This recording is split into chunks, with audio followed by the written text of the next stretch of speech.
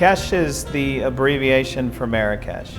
And it's, again, mainly symbolic as opposed to literal, since I don't always do Moroccan cuisine here. But it's more, or partly an ode to my wife as well. She's from Morocco. And I've been there several times. I love it. Actually, the first time we went, her father offered us to move there and live there. And I was like, we're doing this. And my wife's like, no, we're not. But yeah, at the end of the day, it's more about the feeling that Marrakesh gave me and what I wanted to have my guests experience, which is just a fun place, great food, and, you know, again, that, I hate to keep using maybe the word entertainment, but again, Moroccans are very hospitable people. I mean, they'll give you the shirt off their back whether they know you or not.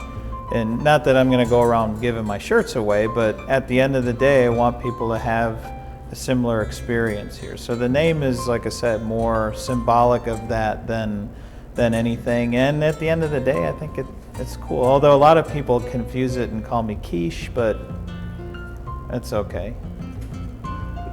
Well, it's hard to say. There are a few items that I guess you would call our core items, and those are noted on my menu board as the items in red if you take a look. Those have been either on the menu since day one, or items that are near and dear to me. For example, the Chicago dog is my ode to home, Chicago. My mom's spaghetti is a dish that will always be on my menu. My mother passed away right before I opened the restaurant, and she was a huge supporter of me following that dream and actually wanted to be more of a part of it. We had actually talked about her because she was retired at the time of her moving down here, and like I said, being a little bit more involved from that aspect. But like I said, unfortunately she passed before, or I should say right after we opened, and so that's kind of my ode to her.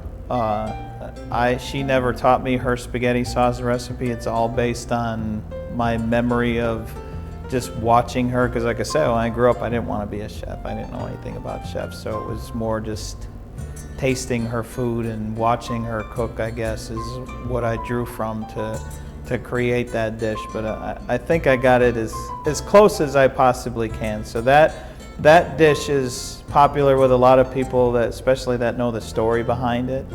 The Cuban sandwich and the Reuben, probably, if I were to pull sales reports, dominate the sales, because again, they've been there pretty much since the start. Plus, with my menu, sometimes I go a little bit to the left with things. So when first-time customers come in, they see, okay, Cuban or a strawberry and barbecued eel milkshake. I think I'm gonna get a Cuban sandwich, because that to me sounds safe. I know what a Cuban sandwich is. I know what a Reuben sandwich is. And rumor has it I have pretty good Cubans and Reubens. So, but honestly, the menu sells pretty evenly across the board. I have a very diverse group of customers that come in on a daily basis. I have several that come literally every single day. Some that come and get the same thing every time religiously, and some that literally come and just tell me either make me what you think I want today, or I want whatever's new today. And so, like I said, from there, because of that, the menu sells pretty well across the board. Plus, it's also hard to answer, and the last part of it is because the menu changes so often. Items that I guess are popular sell out within minutes of opening.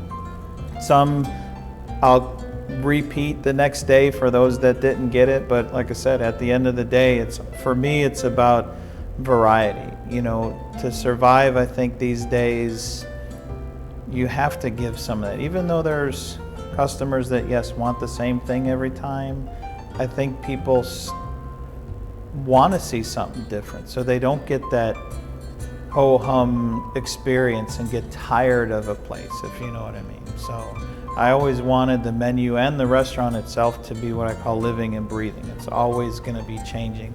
The decor hasn't changed too much, but I add little elements here and there, and that, you know, down the road more and more will change as we go along. But it's the food world too, in my opinion, is ever changing. You know, when people say, oh, I've seen everything or I've done everything, impossible in my opinion. So that's too what I draw from as far as the menu is concerned too, is just there's always something different to do. So.